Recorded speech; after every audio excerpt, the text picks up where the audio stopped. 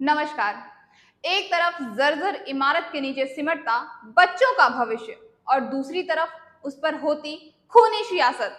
सवाल यह है कि आखिर व्यवस्था की इस नाकामी की कीमत मासूम बच्चे कब तक चुकाएंगे। राजस्थान की राजधानी जयपुर के बगरू क्षेत्र स्थित रामपुरा कमरपुरा गांव से आई ये तस्वीरें सिर्फ एक झड़प की खबर नहीं है, बल्कि यह हमारे पूरे प्रशासनिक ढांचे, शिक्षा व्यवस्था और कानून व्यवस्था पर एक गहरा सवालिया निशान खड़ा करती है। आज की इस विशेष रिपोर्ट में हम आपको दिखाएंगे कि कैसे एक सरकारी प्राथमिक स्कूल के निरीक्षण से शुरू हुआ विवाद देखते ही देखते एक हिंसक अखाड़े में तब्दील हो गया है और इसके पीछे के तमाम सियासी व सामाजिक समीकरण आखिर क्या है।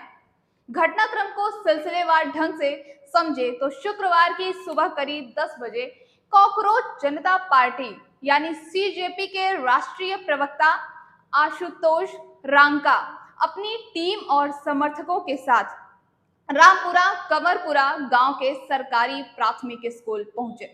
सीजेपी का यह दौरा उनके स्कूल ठीक करो अभियान के तहत तय किया गया था, लेकिन जैसे ही सीजेपी की गाड़ियां गांव की सीमा में दाखिल हुई और टीम स्कूल के करीब पहुंची, वहां का माहौल अचानक गर्मा गया। देखते ही देखते कार्यकर्ताओं की भीड़ ने चारों तरफ से घेर लिया। धक्का मुक्की से शुरू हुई यह बहस पलक झपकते ही दौड़ दौड़ा दौड़ा कर मारपीट और भारी पथराव में बदल गई। जो तस्वीरें और जानकारियां मौके से निकल कर आ रही हैं, वे बेहद भयावह हैं। उपद्रवियों ने सीजेपी के कार्यकर्ताओं पर हमला कर आशुतोष रांका के कपड़े फाड़ दिए, गाड़ियों के शीशे चकनाचूर कर दिए गए और मोबाइल फोन तक तोड़ दिए गए। इस पूरे हमले की बर्बरता का अंदाजा इस बात से लगाया जा सकता है कि सीजेपी टीम के एक सदस्य संजू वर्मा का हाथ फ्रैक्चर हो गया है। हद तो तब हो गई जब टीम के साथ मौजूद महिला कार्यकर्ताओं को भी नहीं बख्शा गया। उनके साथ बदसलूकी की गई और गांव की कुछ महिलाओं व असामाजिक तत्वों द्वारा उन पर मिट्टी फेंकी गई। आशुतोष रांका और उनकी टीम को किसी तरह अपनी जान बचाकर वहां से भागना पड़ा। अब सवाल उठता है कि आखिर इस पूरे बखेड़े की शुरुआत कहां से हुई। सीजेपी और आशुतोष रांका का दावा है कि उन्होंने कुछ ही दिनों पहले सोशल मीडिया पर इस प्राथमिक स्कूल की बदहाली को लेकर एक पोस्ट की थी। रांका का आरोप है कि स्कूल की मुख्य इमारत जर्जर और पूरी तरह असुरक्षित हो चुकी है, जिसके कारण उसमें ताला लटका दिया गया है।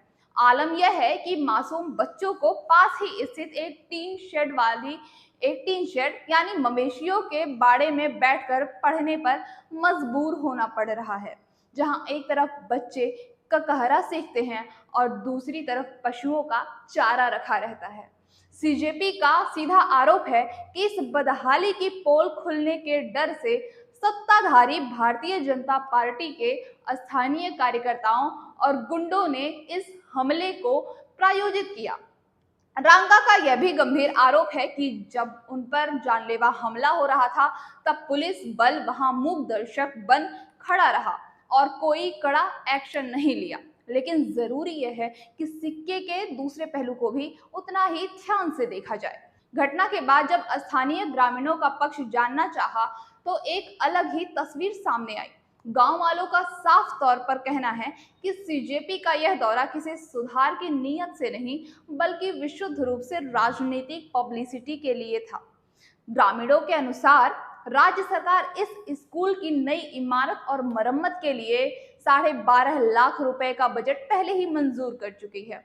गांव वालों का कहना है कि वे अपने शिक्षा के मंदिर को संवारने में खुद सक्षम हैं और सीजेपी के कार्यकर्ता गांव में आकर माहौल खराब करने तथा उनके गांव की छवि धूमिल करने की कोशिश कर रहे थे। ग्रामीणों का तर्क है कि जब बजट स्वीकृत हो चुका है और प्रक्रिया जारी है, तो इस मुद्दे पर राजनीति करके गांव के शांत वातावरण को बिगाड़ने का हक किसी को नहीं है। फिलहाल इस खूनी झड़प के बाद जयपुर का यह इलाका पुलिस छावनी में तब्दील हो चुका है और स्थिति बेहद संवेदनशील बनी हुई है। आशुतोष रांका ने इस पूरी घटना के बाद राज्य के शिक्षा मंत्री मदन दिलावर के सीधे इस्तीफे की मांग की है। इसके साथ ही कॉकरोच जनता पार्टी ने पुलिस और स्थानीय प्रशासन को स्पष्ट चेतावनी देते हुए 48 घंटे का अल्टीमेटम थमाया है। सीजेपी का कहना है कि अगर 48 घंटे के भीतर हमलावरों और साजिशकर्ताओं को गिरफ्तार नहीं किया गया तो पूरी पार्टी सड़क पर उतरेगी और पूरे राजस्थान में एक उग्र आंदोलन की शुरुआत की जाएगी। इस पूरी घटना ने कई ऐसे सवाल खड़े कर दिए हैं जिनका जवाब मिलना बेहद जरूरी है। पहला सवाल यह है कि अगर कोई राजनीतिक दल या सामाजिक संगठन किसी सरकारी संस्था की बदहाली का मुद्दा उठाता है तो क्या लोकतंत्र में उसका जवाब हिंसा, पथराव और मारपीट से दिया जाएगा? दूसरा सवाल ग्रामीणों के रुख पर भी है। अगर सीजेपी राजनीतिक रोटियां सेक रही थी तो क्या कानून हाथ में लेकर गाड़ियों की तोड़फोड़ करना सही ठहराया जा सकता है?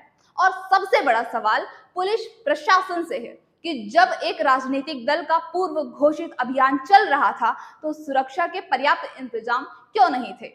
बदहाल स्कूल का सच चाहे जो भी हो, लेकिन इस पूरी सियासत में नुकसान सिर्फ और सिर्फ उन मासूम बच्चों का हो रहा है जिनकी पढ़ाई इस खूनी खेल के बीच पिस रही है। खैर, अब मुस्कान को इजाजत दीजिए, आप अपनी भी राय बताइए और फिर मिलते हैं अपने अगले रिपोर्ट के साथ। देखते रहिए बेधड़क खबर। शुक्रिया।